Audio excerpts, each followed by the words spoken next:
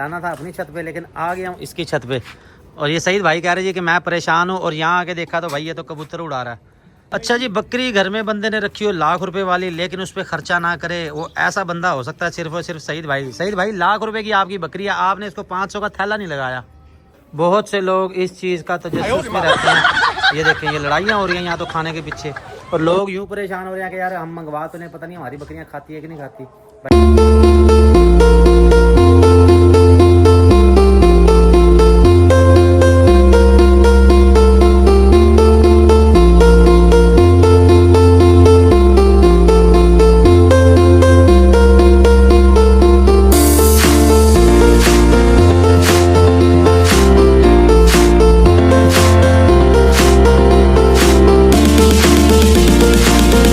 ابھی آیا ہوں میں سعید بھائی کے پاس, جانا تھا اپنی چھت پہ لیکن آ گیا ہوں اس کی چھت پہ. اور یہ سعید بھائی کہہ رہے جی کہ میں پریشان ہوں اور یہاں آ کے دیکھا تو بھائی یہ تو کبوتر اڑا رہا ہے. سعید بھائی یہ کب سے شوق ہو گیا آپ کو کبوتروں کا؟ یہ بھائی سال میں 1 مہینہ ہوتا ہے. اچھا, اور باقی کے 11 مہینے کیا کرتے ہو؟ 11 مہینے اپنا کام. 11 مہینے اپنا کام کرتے ہیں, اور اس کا اپنا کام کیا ہے وہ کوئی بھی نہیں ہے. یہ ہر وقت آپ نے دیکھا ہوگا میرے ساتھ ہی گھوم رہا ہوتا ہے, ایسے کوئی کام نہیں ہے. یہ کبوتر رکھے ہوئے ہیں, اس نے نسل کون کون سی ہے یہ کوئی نہیں پتا. جہاں تک میرا خیال ہے یہ 100-150 والے ہی ہوں گے. بھائی کتنے والے ہیں یہ؟ نہیں یار اتنے بھی کم نہ. یار اتنے بھی کم کیا, کبوتروں کو کون لیتا ہے آج کل؟ میں نے تو ویسے بھی سنا ان پہ پابندی لگ رہی ہے جی, جالے نہیں لگانے. اوئے ہوئے سارے کھول دیے. تو یہ کون سی نسل کے ہیں؟ مہنگے سے مہنگا اس میں سے کتنے والا ہے؟ مہنگے سے مہنگا بھائی تقریباً 1200. 1200 روپے کا مہنگے سے مہنگا کبوتر سعید بھائی کے پاس. وہ 1200 والا بیچارہ ہے کون سا, اس کی شکل تو دکھا. یہ 1200 والا ہے, یہ لال اچھا والا. اچھا ایک یہ لال پموج ہے. اچھا ایک یہ لٹھا ہے. صحیح. یہ والا لٹھا اوپر بیٹھا ہے. اچھا کیا بات ہے جی.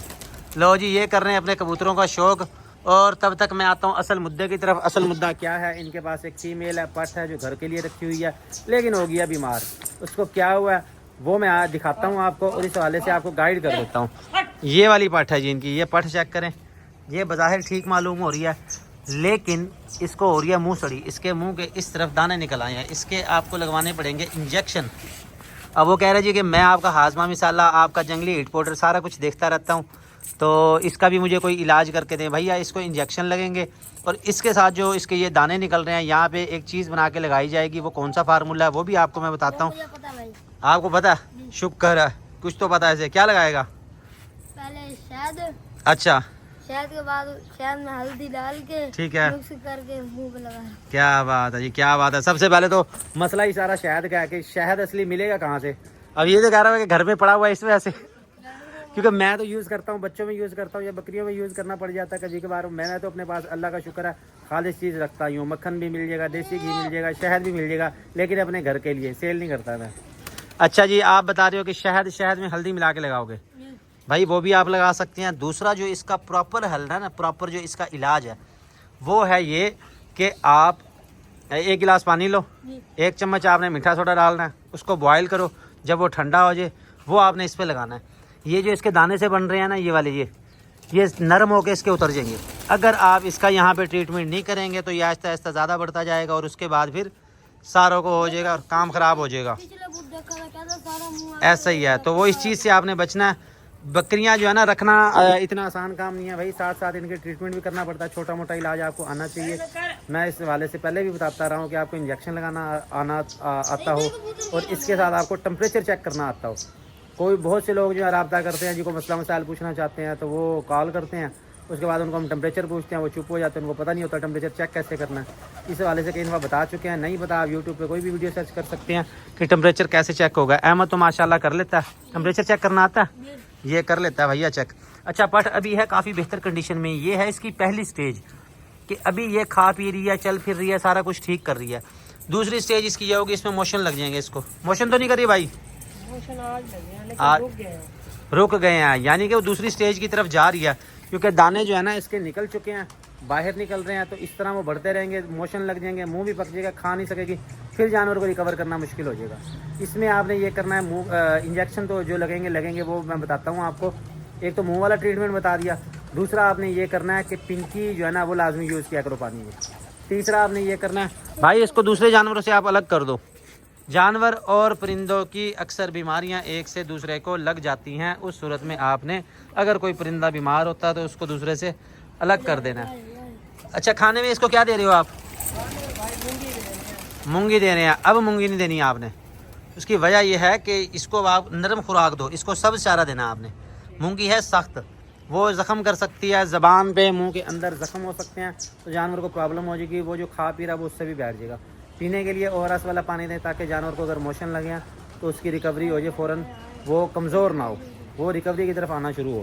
اس کے ساتھ اس کو انجیکشن لگائے جائیں گے، اور یہ بھی آپ کو بتا دیا۔ باقی آپ نے اس کو ونڈا نہیں دینا، گندم نہیں دینی، اس طرح کی چیزیں نہیں دینی، کیونکہ اس وقت اس کا میدا ہوگا ڈسٹرب، اور اگر آپ اس طرح کی ہیوی ویٹ خوراک دیں گے نا تو جانور کو موشن لگ جائیں گے، میدا اس کا ہضم نہیں کر پائے گا۔ اس چیز کا آپ نے خیال کرنا ہے۔ اگر آپ یہ بیسک چیزیں سیکھ جائیں گے آپ نقصان سے بچے رہیں گے، نہیں تو ادروائز پھر بھائی نقصان ہو جائے گا۔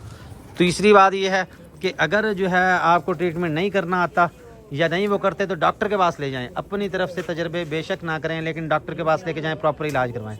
احمد صاحب، اب انجیکشن تو ہے نہیں، ہمیں لے کے آنے پڑیں گے بازار سے، آپ اس کو تب تک کرو اندر۔ اس کے ساتھ ایک بچے والی بکری ہے، وہ آپ کو دکھاتا ہوں۔ بچے والی بکری نکالو، وہ فار سیل میں ہے، اس کو بلکہ ادھر ہی باندھو، اس کو ادھر ہی باندھو، اس کو تو اندر کرنا نہیں نا۔ السلام علیکم جی، برکت فارم سے میں ہوں رانا بلال، پہنچ چکے ہیں اپنے فارم پہ۔ آج آپ کو دکھانے لگا ہوں میں کچھ الگ کیا ہے وہ یہ ہے مونگی کا بھوسا، مونگی کی کٹ، مونگی کی توڑی کہہ لیں آپ اس کو، یہ توڑی نمائی ہے۔ بکریاں بڑے شوق سے کھاتی ہیں، چھترے بھی شوق سے کھاتے ہیں۔ بہت سے لوگ اس چیز کا تجسس میں رہتے ہیں۔ یہ دیکھیں، یہ لڑائیاں ہو رہی ہیں یہاں تو کھانے کے پیچھے، اور لوگ یوں پریشان ہو رہے ہیں کہ یار ہم منگوا تو نہیں، پتہ نہیں ہماری بکریاں کھاتی ہے کہ نہیں کھاتی۔ بھائی یہ بکریوں کی پسندیدہ ترین خوراک ہے، اور یہاں پہ لڑائیاں جھگڑے چل رہے ہیں کھانے کے معاملے میں کہ یہ ہم نے کھانی ہے۔ اور مزے کی بات یہ ہے کہ آج گھاس لانے کا ٹائم نہیں ملا۔ یہ دیکھیں، یہ حالات ہیں۔